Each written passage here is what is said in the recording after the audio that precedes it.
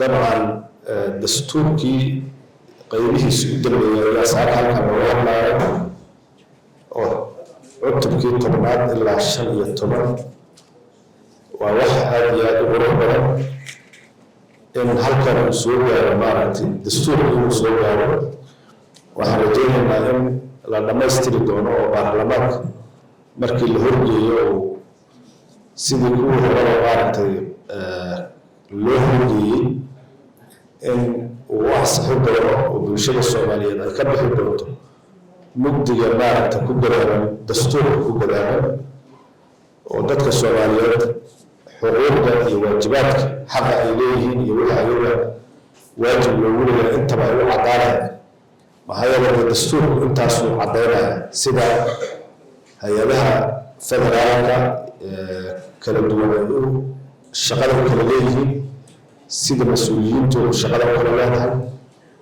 shacabka iyo maaragtay dowladda waxa u dhexeeya oo dowladda waxa laga rabo iyo waxa shacabka laga rabo waxaasoo dhan waxaa caddaynaya dastuurka caddaynaya marka dastuurku intuu qabyo ku jiro dastuurkiiya qabyo ku jira waa socon doonta hadduu ilaahay yidhaahdo laakiin dee dabcan haddii qabyada uu ka baxo sidaan rajeynay dalka dhanaa qabyada ka bixi doono waa rajeynaynaa marka in oo aan dastuurka uu qabyada ka baxo mar kale waxaan rabaa inaan u mahad celiyo guddiyada ku hawlan oo halkan soo gaarsiiyey in shaqadan kuwii horena sidaan oo kale bulshada Soomaaliyeed oo kala duwan oo meel kasta degan in la tashiyo inta ka soo sameeyaan cutubiyadii hore u gudbay kuwaana sidaas oo kale inay maaragtay shaqadooda u qabsooni doonto kadibna maaragtay final baarlamaanka uu ka doodi doono kadibna waa ansixi doono hadduu ilaahay yidhaahdo qabyada iyo maaragtay dhammaystir la-aantana halkaas aan uga bixi doono dabcan dalku hadda maanta dastuurku waxyaalo badan oo uu qeexayo shacabka Soomaaliyeed oo uu siinayo xaq ayaaba dalka ka socda oo doorashadii qof iyo codka ahayd meelo badan oo dalka ka mid ayay maanta maaragtay bulshada inay isdiiwaanooda ay ka socotaa meelana ay gudabada maraysaa qaybo ka mid dalkan ay hadda socotaa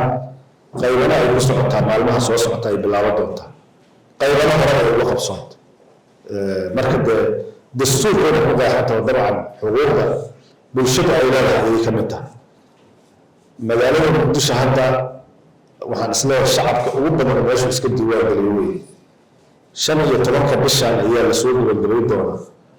sida uu ku dhawaaqi doono dabcan guddiga madaxa bannaan ee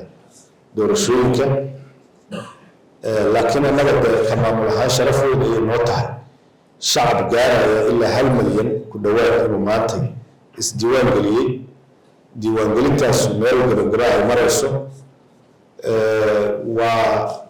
dabcan waxa ay dadku leeyihiin oo xaqa ay u leeyihiin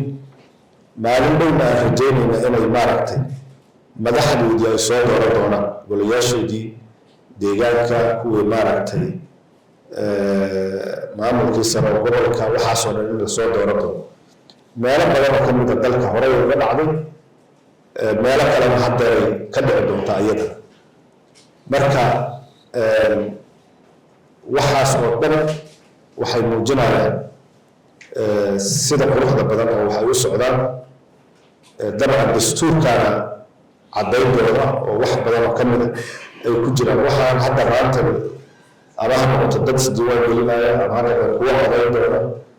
ama kuwa codaya ha noqdeen kulli waxay ku qeexan yihiin dastuurka meelo ka mid ayaa dadku u siinaya inay sidaas u shaqayn karaan oo halkaas ay maraan marka mar kale ayaan rajaynayaa arrinta ugu muhiimsan oo aan halkan inaan ka dhawaajiyo waxay tahay cutubka shanaad waxaa lagu xeeliyey oo ku jiray maqaamkii magaalada Muqdisho iyo matalaadii halkaas ayay maaragtay dabcan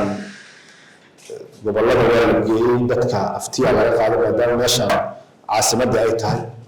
dadka muqdisho intaasoo jeera ayagana maaragtay bulshada qaybaheeda kala duwan la isku keenay dabcan inta badan dadku wixii ay jeclaayeen ama dadkoodii ama gobol ha joogeen ama caasimadda ha joogeen iyo kii maamulka intaba hay-adaha halkaan fadhiyo wasaaradda ugu horeydo oo labada guddi ka mid tahay kulli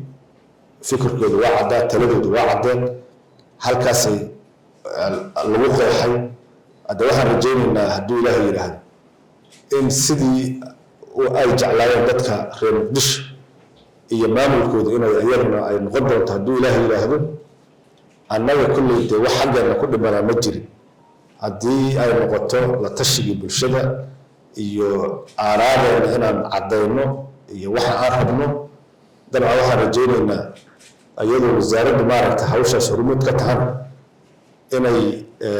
ilaa haddii dee dabcan bulshada mar la yiri bulshada ra'yigooda lagu dhisaayo 80% ama 90% annaga ra'yigeennii waa caddaa halkaasuu ku qoran yahay